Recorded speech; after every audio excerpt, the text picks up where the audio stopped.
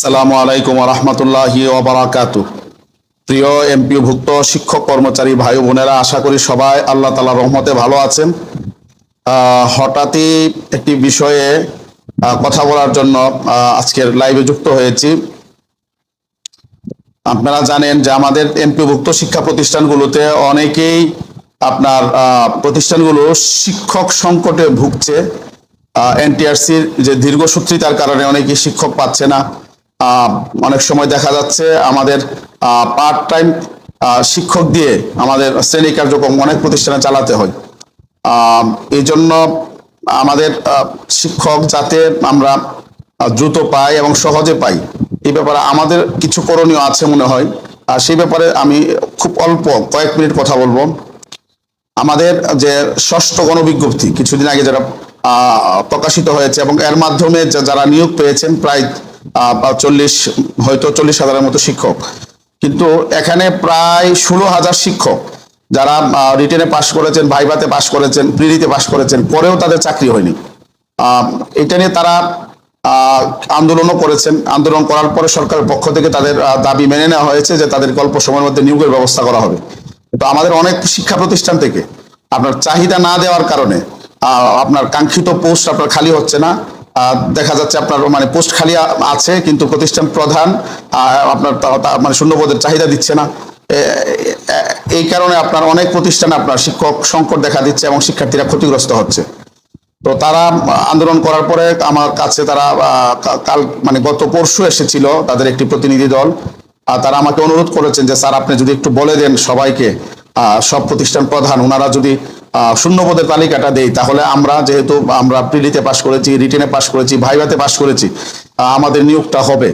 তো এই জন্য আমি আপনাদেরকে অনুরোধ করব, আমাদের একটা নোটিশ আপনারা ইতিমধ্যে পেয়েছেন। আমাদের যে সমস্ত এমপিভুক্ত শিক্ষা প্রতিষ্ঠান আছে ওখানে নতুন করে ই রেজিস্ট্রেশন এবং যাদের ই রেজিস্ট্রেশন আছে এনটিআরসি এর, এরা যাতে এটা হালনাগাদ করে, আপনার এটা 5ই নভেম্বর সময় বেঁধে দেওয়া হয়েছে, এর মধ্যে হালনাগাদ করতে হবে। যদি আপনি এটা আপনার ই রেজিস্ট্রেশন যদি হালনাগাদ না করেন তাহলে কিন্তু আপনি শূন্যপদের তালিকা দিতে পারবেন না।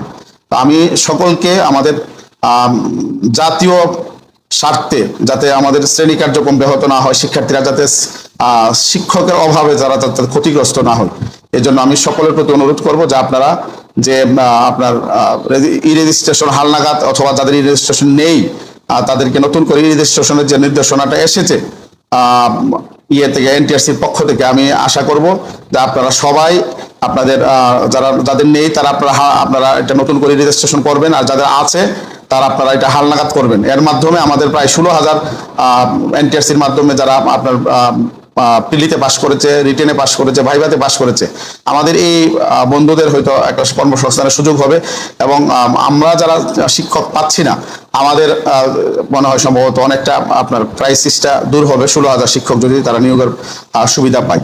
তো তারা আমাকে অনুরোধ করেছেন, এই জন্য আমি তাদের পক্ষ হয়ে আপনাদের কাছে অনুরোধ করছি যে আপনারা ই রেজিস্ট্রেশনটা একটু হালনাগাদ করে দিবেন, যাতে পরবর্তীতে চাহিদা চাওয়া হলে, খুব অল্প সময়ের মধ্যে চাহিদা চাওয়া হলে যাতে আমরা আমাদের চাহিদাটা, আমাদের শূন্যপদের যে তালিকাটা বা চাহিদাটা আছে এটা যাতে আমরা দিতে পারি।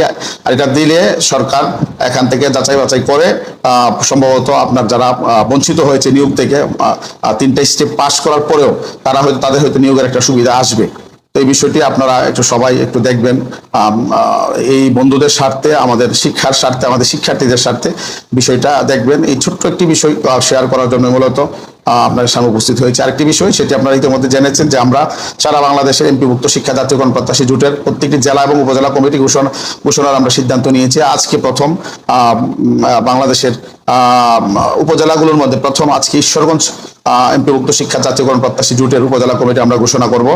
এর মাধ্যমে উপজেলা কমিটি গঠনের প্রক্রিয়াটা শুরু হবে এবং জেলা কমিটি আগামী শনিবার ময়মনসিংহ জেলা কমিটি ঘোষণার মাধ্যমে এটা শুরু হবে। তো আপনারা ঈশ্বরগঞ্জে যারা আছেন, আজকের যে প্রোগ্রাম এখানে আপনারা স্কুল, কলেজ, মাদ্রাসা, কারিগরি অবশ্যই আপনারা উপস্থিত থাকবেন।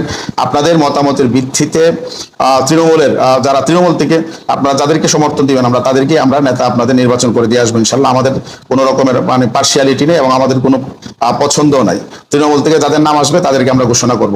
তো আমরা যাতে প্রত্যেকটা জেলা এবং উপজেলায় জাতীয়করণ প্রত্যাশী জোটের কমিটি ঘোষণা করতে পারি, এই ব্যাপারে সবাই সক্রিয় সহযোগিতা করবেন। আগামী দিন এমপিভুক্ত শিক্ষা জাতীয়করণ প্রত্যাশী জোট বাংলাদেশের এমপিভুক্ত শিক্ষক কর্মচারীদের বৈষম্য নিরসনে আরো বেশি শক্তিশালী ভূমিকা পালন করবে, সে আশাবাদ ব্যক্ত করে সকলের সুস্বাস্থ্য কামনা করছি। লাইভটি শেয়ার করে দিবেন যাতে আমাদের প্রত্যেকটি প্রধানের কাছে আমাদের এই তথ্যগুলো চলে যায়। সকলকে ধন্যবাদ। আসসালামু আলাইকুম রহমতুল্লাহ।